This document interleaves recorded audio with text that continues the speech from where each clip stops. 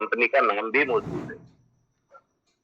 बस यहाँ पर हुआ क्या है साथियों कि बिना सोचे समझे, जैसा कि हमारे विश्वजीत सर ने अभी रखा था अपने पॉइंटों में, कि बिना सोचे समझे ऑर्डर को फॉलो करने की कोशिश की गई, बिना लिस्टिंग के, बिना एक लिस्ट तैयार किए कि कौन सी चीज जब्त करना है, कौन सी नहीं करना है ना। जब स्टार्टिंग में ये ऑर्डर आया था, जब की बात कर रहा हूं मैं, 23 की बात कर रहा हूँ, नवंबर, वहां से जब हम अपील में हाई कोर्ट गए, सेशन कोर्ट के फैसले के बाद हमने याचिका दायर की, हाई कोर्ट में हेयरिंग्स हुई, वाद विवाद हुए, एक दूसरे को सुना गया, सरकारी वकील को सुना, हमारे वकीलों ने अपने पॉइंट रखे, लेकिन हमारे वकीलों ने जो तथ्य रखे वो प्रूफ के साथ रखे, हर एक तथ्य का प्रूफ दिया गया कि high reach online shopping first act के अंतर्गत क्यों नहीं आता। और हमने बहुत पहले ये चीज बोली थी साथियों, अगर आप लोग जूम पैनल अटेंड किया होगा उस समय, कि कोई सी भी कानून की धारा उठाकर देख, हाई रीच बर्थ एक्ट में कहीं से कहीं तक नहीं आता। और ये हमने हमारे अनुभव के आधार पर बोला था सर, क्योंकि अगर मैंने बैंकिंग सेक्टर में एक अच्छी रिस्पॉन्सिबल पोस्ट पर वर्क किया है तो आरबीआई की गाइडलाइन मेरे को पूरी मालूम, उसके बाद इंश्योरेंस सेक्टर भी मेरा अंडर में ही रहा है तो आईआरडीए की भी गाइडलाइन पूरी मालूम। तो हम यहाँ पर जो रेड्यूम कूपन था हमारा, वो हमारे लिए सबसे प्लस पॉइंट था, सबसे बड़ा प्लस पॉइंट था हमारा रेड्यूम कूपन, जिसकी वजह से बर्थ एक्ट में हाई रीच ऑनलाइन शॉपिंग कहीं से कहीं तक नहीं आती। लेकिन कुछ लीडरों ने इस चीज को मानते हुए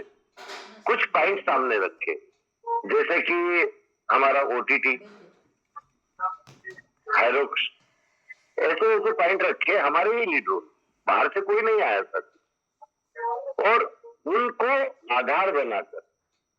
ईडी ने उनको आधार बनाकर फिर एक चार्जशीट तैयार की, और उसका भी पूरा उत्तर point to point with proof हमारे वकीलों ने, जब हाई कोर्ट में याचिका दायर हुई थी उसके बाद जब हेयरिंग्स पड़ी है, तो वो एक एक चीज वहां पर रखी। तो जब पहला फैसला हाई रीच के पक्ष में आया था 6ठे महीने में, जून में, लेकिन हमको खुशी कितनी देर रही साथियों, मात्र 5 या 6 घंटे, इससे ज्यादा नहीं रही थी। क्यों? क्योंकि सबको टाइम भी याद होगा कि 10:21-22 पर गृह सचिव केरला गवर्नमेंट ने एक ऑर्डर पारित किया हाई रीच की टोटल संपत्ति वापस कुर्क करने का, जो कि सीधा सीधा हाई कोर्ट की अवहेलना थी, हाई कोर्ट का अपमान था, क्योंकि उसके पास वो पावर नहीं रहती साथियों कि वो हाई कोर्ट के निर्णय को पलट दे या वो उस ऑर्डर को पारित कर दे। और उसी ऑर्डर को मानते हुए जितने भी कलेक्टर थे केरला गवर्नमेंट की, क्यों, क्योंकि उनको तो गृह सचिव का ऑर्डर मानना है, मजबूरी है, उन्होंने उस ओर अग्रसर हुए और हमको वापस याचिका में जाना पड़ा, हमको अपील करना पड़ी सेकंड बार, और वहां से भी हमारा रिजल्ट हमारे पक्ष में आया। क्यों? क्योंकि हाई रीच कानूनी तौर पर, लीगली तौर पर अपने आप में सक्षम था, मजबूत था, एक एक चीज की लीगलिटी हाई रीच ने पहले से पूरी की हुई थी। और अभी भी मैं ज्यादा ऑर्डर पर नहीं जाऊंगा, अभी भी हाई कोर्ट ने फैसला जो दिया था हमारे पक्ष में दिया था, और सेशन कोर्ट को सिर्फ ये कहते हुए हस्तांतरित किया था ये केस कि अब आपको उचित निर्णय लेते हुए इनके अकाउंट जो फ्रीज पड़े हैं, इनकी संपत्ति जो जब्त है वो क्लियर की जाए। लेकिन सेशन कोर्ट की भी कुछ मजबूरियां रही होंगी, उस विषय पर मैं नहीं जाना चाहूंगा साथियों। वहां से अभी जो निर्णय आया है, मैं मात्र 2 धाराओं पर बात करूंगा, मात्र 2 धाराओं पर, 4358, 4359। 4358 के तहत हमने जो याचिका लगाई थी, तो हम वो याचिका करता हुए, और 4359 के तहत तो याचिका करता कौन हुए? हमारे अपोजिट पार्टी। तो अभी जो ये ऑर्डर है, इसका जो सारांश है इसका जो पूरा सार है वो ये दर्शा रहा है यहाँ पर कि हाई रिस्क ब्लड सेट के अंतर्गत नहीं आता।